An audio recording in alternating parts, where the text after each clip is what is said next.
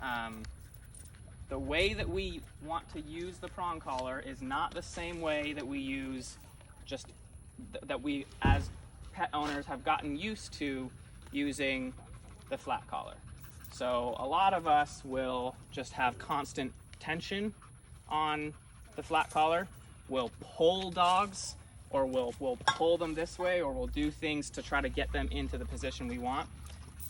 The way that we want to use prong collars is by it's a pop and release method.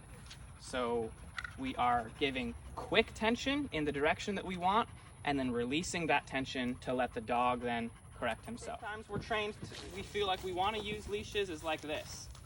Constant pressure, I'm pulling you, come this way, I'm pulling you, come this way.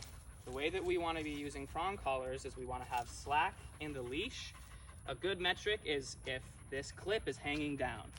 So that's a good amount of slack that we want to have in the leash.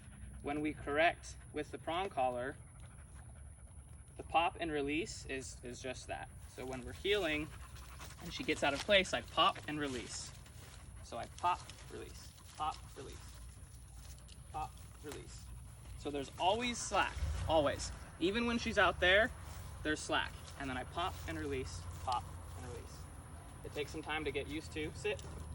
But what that does is that helps the dog act rather than allow itself to be acted upon, if that makes sense. Because when I'm just pulling like this, although she is walking towards me, really what she's doing is she's just allowing herself to be pulled.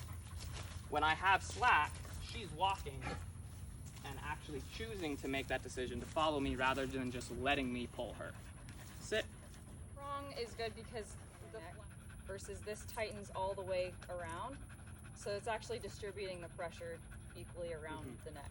So it's directional pressure because of the collar. So it's a perfect tool when used humanely and correctly to be able to communicate to your dog what you want combined, the pop and release method. So you can see when we use the prong collar, we want it high up on the neck. You want it ideally is like right up behind the ears is where we're gonna have the prong collar. And that's where you're gonna get the most use out of it. When it's down here, it's not doing a whole lot for your dog. So you wanna have that communication right high above the neck, and then your e-collar or any other collars are gonna be below it. And the difference here between a prong collar that you're gonna get from like Petco or PetSmart is that they're gonna run just the one direction like that. You can see they're all pulling the same way.